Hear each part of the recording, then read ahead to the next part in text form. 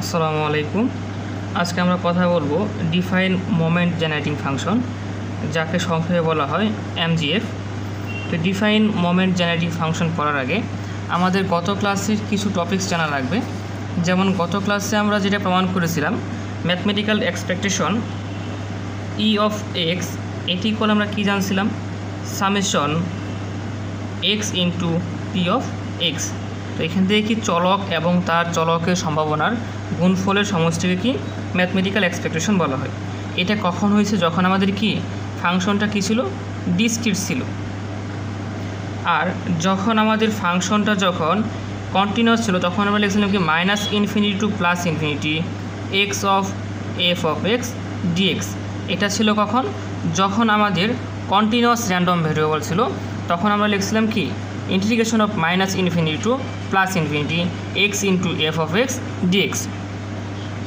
তো এইখান থেকে মোমেন্ট জেনারেটিভ ফাংশনে যেটা আমরা সংজ্ঞা থেকে পাই যে let x be a random variable.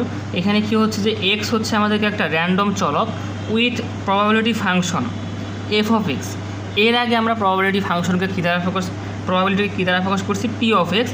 এখানে যেহেতু প্রবাবিলিটি ফাংশন, এই জন্য আমরা একে এফ অফ এক্স দ্বারা প্রকাশ করতেছি। Then the function m x t, m of x t called the moment generative function. তাহলে যে মোমেন্ট জেনারেটিভ ফাংশনকে আমরা যদি কি গাণিতিক প্রত্যাশা ইকুয়াল লিখতে পারি, তাহলে লিখতে পারি কি যে m x of t equal e of. এইখানে যে গাণিতিক প্রত্যাশার ক্ষেত্রে মোমেন্ট জেনারেটিভ ফাংশনটা সেম, জাস্ট এইখানে e to the power t x, এখানে হবে ই to the power t x. তো এইখানে যেহেতু আমি যদি ডিসক্রিটের বেলা যদি চিন্তা ভাবনা করি, তাহলে ডিসক্রিটের ক্ষেত্রে আমি কি বলতে পারি, এখানে ই অফ এক্স ইকুয়াল সামেশন, এখানে এক্সের জায়গায় আছে ই to the power t x, এখানে এক্সের জায়গায় আছে কি e to the power t x, তাহলে এখানে কী হবে ই to the power t x. আর এই যে আমার ই to the power t x এর ফাংশনকে আমরা ধরে নিচ্ছি কি এফ অফ এক্স। এটা কোন ক্ষেত্রে? এটা হচ্ছে যখন আমার কি ডিসক্রিট ভেরিয়েবল র্যান্ডম ভেরিয়েবল থাকবে। সেম যদি কন্টিনিউয়াসের ক্ষেত্রে থাকে তাহলে আমরা কি লিখতে পারবো, m of x t e to the power t x minus infinity to plus infinity. এখানে এক্সের পরিবর্তে আমরা লিখব কি এখানে ই to the power t x, তাহলে e to the power t x into f of x dx. এটা হচ্ছে আমার কোন ক্ষেত্রে? যখন আমার কন্টিনিউয়াস র্যান্ডম ভেরিয়েবল থাকবে। তো দুই ক্ষেত্রেই কি আমরা মোমেন্ট জেনারেটিভ ফাংশন বের করতে পারি।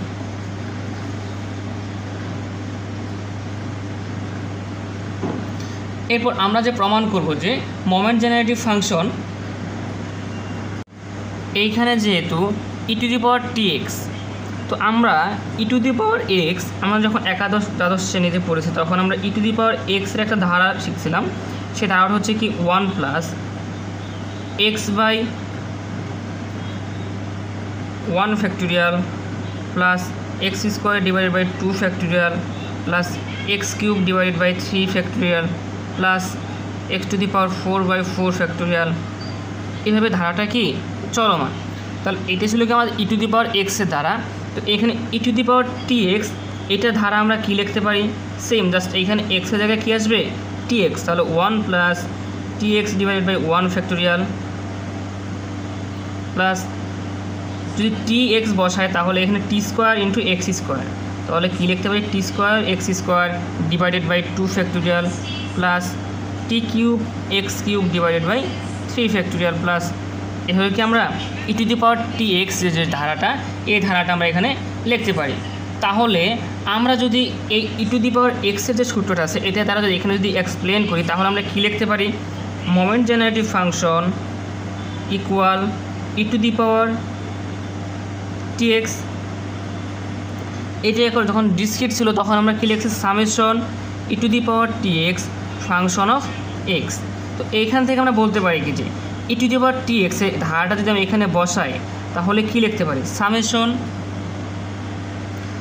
যেহেতু যোগফল দ্বারা বোঝায়, তাহলে যদি ডিরেক্ট বসাই, তাহলে ডিরেক্ট বসাইলে আমি এখানে কী লিখতে পারি যে ই to the power t x. এই ক্ষেত্রে ধারাটা বসাই। এখন আমরা যদি মোমেন্ট জেনারেটিভ ফাংশনকে যদি এক্সপ্রেশন সাহায্যে লিখে কী লিখতে পারি, ই to the power t x.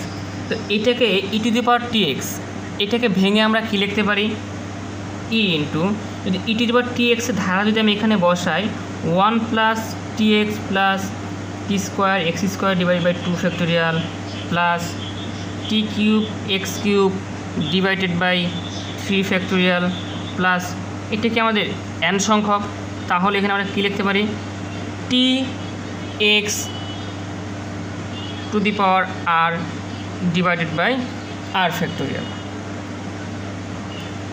তো এইখানে আমরা যদি ই দ্বারা যদি গুণ করি প্রত্যেকটি সব, তাহলে আমরা ই দ্বারা গুণ করলে আমরা এখানে কী লিখতে পারি e of 1 plus E of t x plus E of T square x square plus E of T cube x cube. আচ্ছা, এইখানে ফ্যাক্টোরিয়াল হবে 2 ফ্যাক্টোরিয়াল 3 ফ্যাক্টোরিয়াল প্লাস এটা যদি n সংখ্যক তাহলে এখানে কি আসবে ই অফ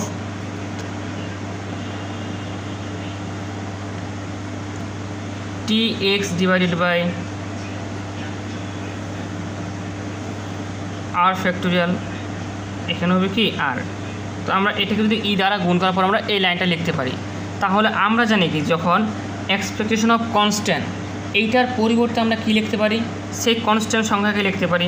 তাহলে এখানে কি থাকতেছে আমাদের এখানে শুধু একটা 1 থাকতেছে 1 প্লাস, তো এইখানে টি হচ্ছে কনস্ট্যান্ট, যদি টিকে যদি বাইরে আনি তাহলে আমি কী লিখতে পারি t into e to the power x, এখানে টি স্কোয়ার বাই 2 ফ্যাক্টোরিয়াল এটা হচ্ছে কনস্ট্যান্ট, তাহলে t square divided by 2 factorial e to the, তাহলে এখান থেকে আমরা যদি টি স্কোয়ার বাই 2 ফ্যাক্টোরিয়াল যদি কনস্ট্যান্ট যদি বাইরে আনি তাহলে কি ইউ অফ এক্স স্কোয়ার, এইখানেও same t cube divide by 3 factorial একটা হচ্ছে কনস্ট্যান্ট, তাহলে আমরা কী লিখতে পারি t cube by 3 factorial e of x cube plus dot dot এখানে কি টি আর হচ্ছে আর, তো এখান থেকে আমরা বাইরে আনতে পারি কি t r t to the power r plus r factor যদি বাইরে আনি তাহলে কী থাকে e to the power x to the power r. তো এইখান থেকে আমাদের যে জিনিসটা জানা লাগবে আমরা জানি কি এটা যদি আমি সাইড নোটে এখানে দেখাই, যদি এখানে দেখা যায় যে সাইড নোটে যদি দেখাই এখানে আমরা জানি যে গাণিতিক প্রত্যাশা হচ্ছে গড়ের সমান বা মিনের সমান। আমরা জানি এক্স বার ইকুয়াল হচ্ছে র মোমেন্ট কি প্রথম র মোমেন্ট যেটা সেটার সমান, তাহলে এখানে আমরা কী লিখতে পারি মিউ প্রাইম 1, তাহলে প্রথম গাণিতিক প্রত্যাশা ইকুয়াল কী হচ্ছে মিউ প্রাইম 1, তাহলে যখন গাণিতিক প্রত্যাশা যখন দ্বিতীয় হবে স্কোয়ার থাকবে তখন এখানে কী হবে মিউ প্রাইম 2, আর যখন এখানে কিউব হবে তখন কী হবে মিউ প্রাইম 3। তাহলে এইখান থেকে আমরা লিখতে পারি কি 1 plus t into mu prime 1, এখানে কি লিখতে পারি t square divided by 2 factorial mu prime 2, এখানে কি লিখতে পারি t cube divided by 3 factorial mu prime 3 plus dot dot plus, তো এইখানে এটা তো constant t to the power r divided by r factorial, কিন্তু এইটার পরিবর্তে আমরা কী লিখতে পারি মিউ প্রাইম ইন্টু আর। তো এই যে টোটাল যেহেতু সবগুলো যেহেতু কি যুগ আকারে আছে তাহলে আমরা লিখতে পারি কি যেহেতু প্রত্যেকটা সংখ্যা এখানে যুগ আকারে আছে তাহলে আমরা লিখতে পারি সামেশন এই সংখ্যক পর্যন্ত তো আছে, তাহলে সর্বোচ্চ যেটা আছে সকলগুলো যোগ করলে তো এই টার্মটা আসবে, তাহলে আমরা লিখতে পারি কি t to the power r divided by r factorial into mu prime R.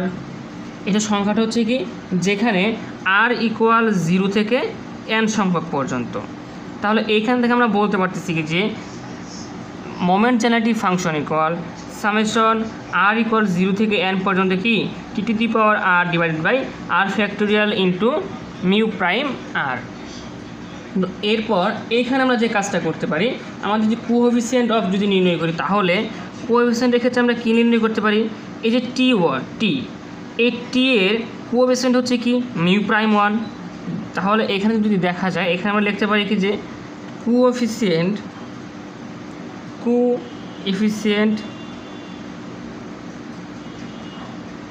Of, তাহলে টি শুধু টি এর ক্ষেত্রে আমি কী পাচ্ছি এখানে এটা কিসের সমান হচ্ছে আমার ফার্স্ট র moment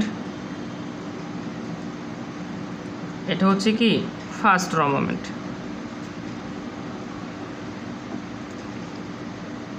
t square divide by 2 factorial, এটার কোএফিসিয়েন্ট হচ্ছে কি মিউ প্রাইম 2, এটা হচ্ছে কি সেকেন্ড র মোমেন্ট। আর t cube divide by 3 factorial, এটা হচ্ছে কি মিউ প্রাইম 3, যা কি আমার থার্ড র মোমেন্টের সমান। এরপর যদি কি আমি t to the power r divided by r এর কোএফিসিয়েন্ট নেই, তাহলে কি লিখতে পারি t to the power r divided by r factorial, এটা হচ্ছে কি আমাদের মিউ প্রাইম আর এর সমান। তাহলে এটা আমরা কি আর্থ রো মোমেন্টের সমান, আমরা এটাকে ইজিলি বলতে পারি। আমরা এখন দেখব মোমেন্ট জেনারেটিভ ফাংশনে কিছু প্রপার্টিস। তো কিছু বৈশিষ্ট্য, যেটা হচ্ছে কি if x1 x2 xk bk কে হচ্ছে কি ইন্ডিপেন্ডেন্ট র্যান্ডম ভেরিয়েবল যদি স্বাধীন চলক হয়, then the moment generative function x1 plus x2 plus xk is equal to the product of the moment generative function of x1 x2 dot xk, that is m of xt, k of k হচ্ছে কি product হচ্ছে কি i থেকে i equal 1 থেকে k পর্যন্ত m of x i t। তো এর বাংলা কথা হচ্ছে কি যে এক নম্বর যে প্রপার্টি সেটা হচ্ছে কি যে যদি কে সংখ্যক যদি একটা র্যান্ডম ভেরিয়েবল থাকে, স্বাধীন চলক থাকে, তাদের প্রত্যেকটির যোগফল হবে তাদের গুণফলের সমান, কি তাদের র্যান্ডম ভেরিয়েবলের যোগফল দ্বয়ের is equal to the product of the moment generative function, তাহলে কি তাদের গুণফলের সমান।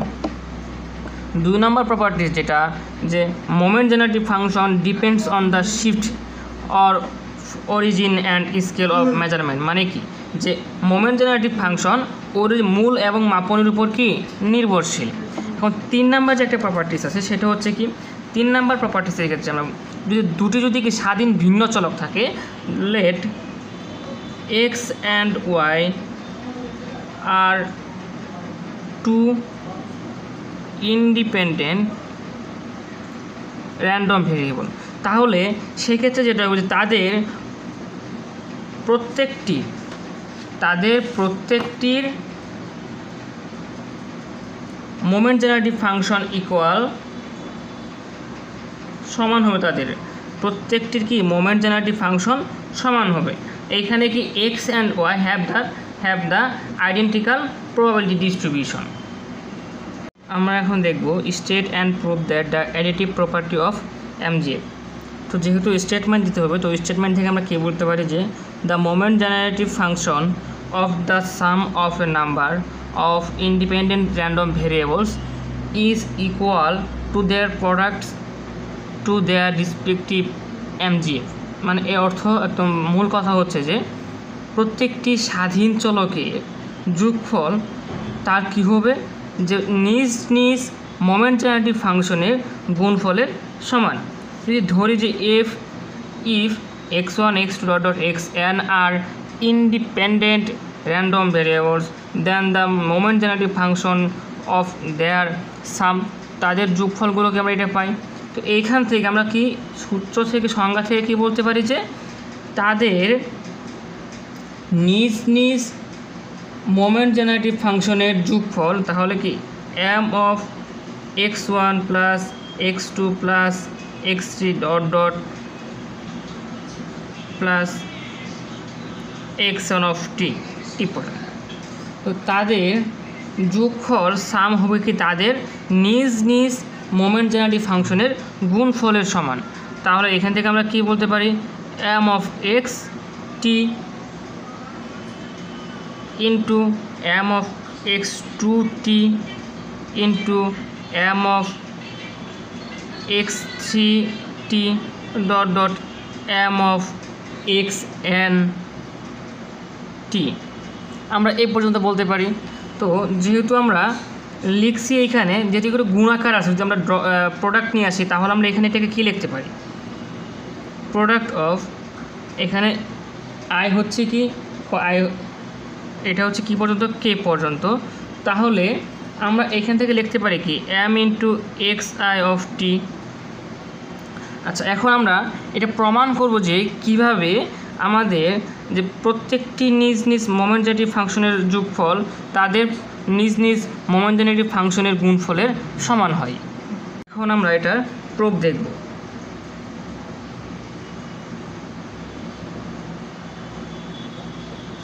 তো বাই ডেফিনেশন সংজ্ঞা থেকে আমরা কি পাই, যে তাদের মোমেন্ট জেনারেটিভ ফাংশনের sum x2 plus dot dot xn of t, এটাগুলো আমরা কী লিখতে পারি, e of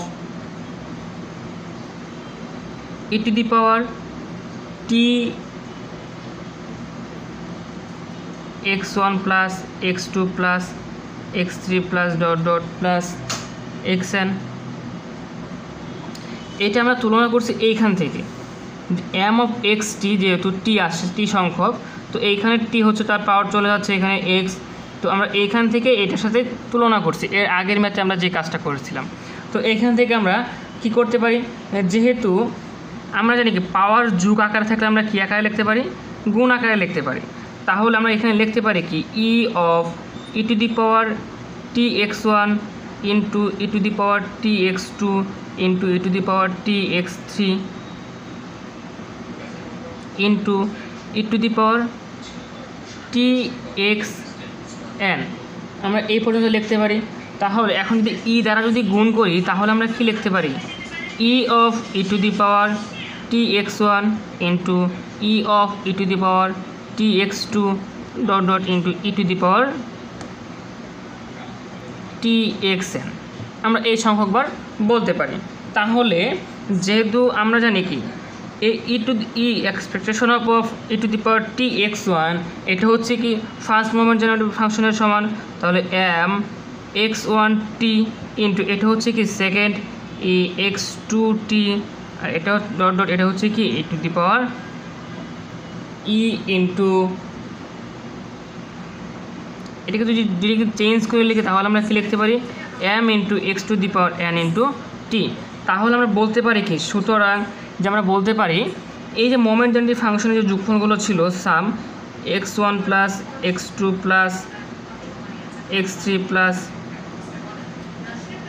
xn of t equal m of x1 t into m of x2 t dot dot m of xn into T.